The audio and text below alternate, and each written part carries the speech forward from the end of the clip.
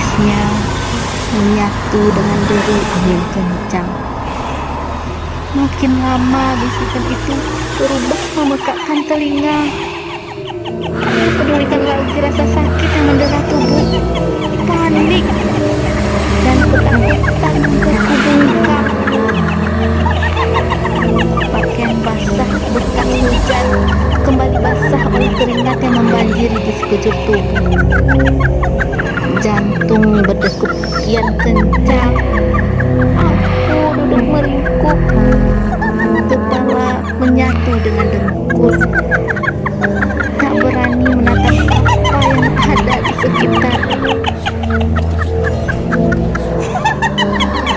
Sekarang konyol ada yang menarik kepalaku hingga terdongak.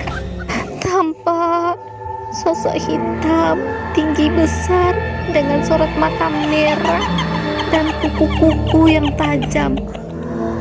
Bau busuk menguar seketika, mual mendera hingga aku muntah. Sosok itu mengulurkan tangannya, mataku melotot, bibir tak mampu mengeluarkan suara. Sosok itu kembali mendesis makin jelas. Suaranya membuat nyaliku makin ciut. Aku membatin, astagfirullah, la haula wala quwata illa billahil azim. Ya Allah, sampai kapan aku harus menghadapi dengan makhluk mengerikan ini? Tuhan, tolong aku. Bulir-bulir air mata membanjiri pipi. Tak kuhiraukan rasa sakit dan bekas goresan di pipi.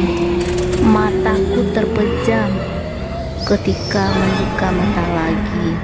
Sontak sekujur tubuh bergetar hebat saat melihat sosok hitam tadi berdiri tepat di hadapanku. Mulutnya menyeringai, menampakkan taring-taring tajam. Aku beringsut ke belakang. Kaki tak kuat menopang tubuh karena ketakutan, hingga terjengkang dengan tangan menopang tubuh ke tanah. Tangan menyentuh sesuatu. Benda itu keras dan panjang seperti kayu. Aku berpikir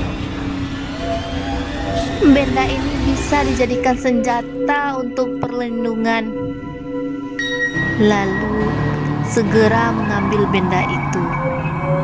Alangkah terkejutnya ketika melihat benda di tanganku ternyata potongan tangan kurus berkuku panjang dengan darah segar yang menetes di jari-jarinya. Tangan itu bergerak seolah ingin mencekik leherku. Refleks aku melempar tangan itu sejauh mungkin. Seperti tersengat listrik, tubuhku terasa apa yang menjadi kekuatan. Spontan aku berdiri dan lari terseok-seok menjauh dari tempat menyeramkan itu. Tak kuhiraukan perut lapar dan rasa sakit yang kian mendera. Aku hanya berpikir bagaimana caranya keluar dari hutan ini.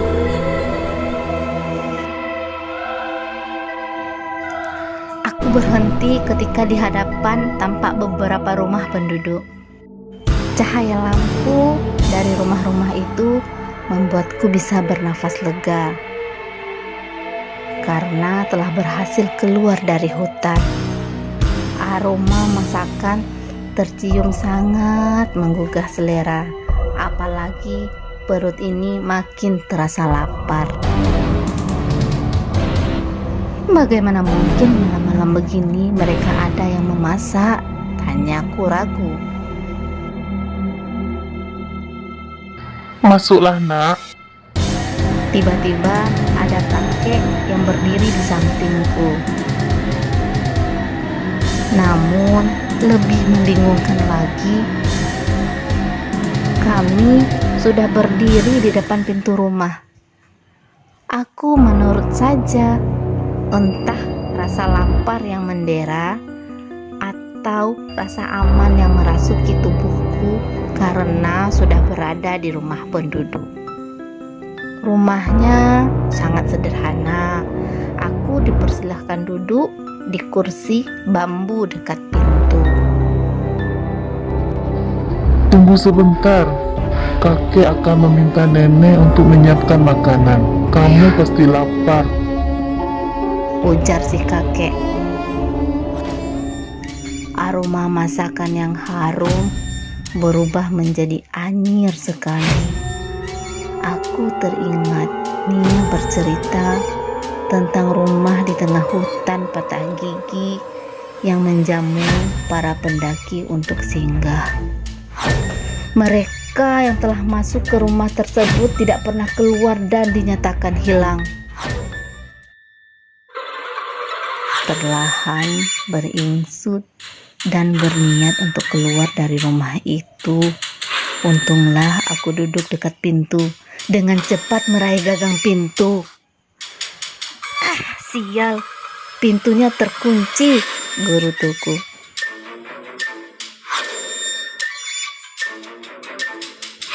Saat aku berusaha membuka pintu, kakek dan nenek itu muncul dengan membawa nampan tertutup.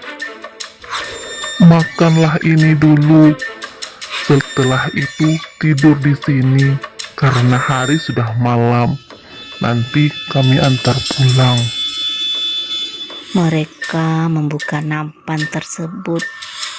Bukan berisi makanan, melainkan sebuah tangan yang bergerak-gerak, persis sama seperti yang kupegang di tengah hutan.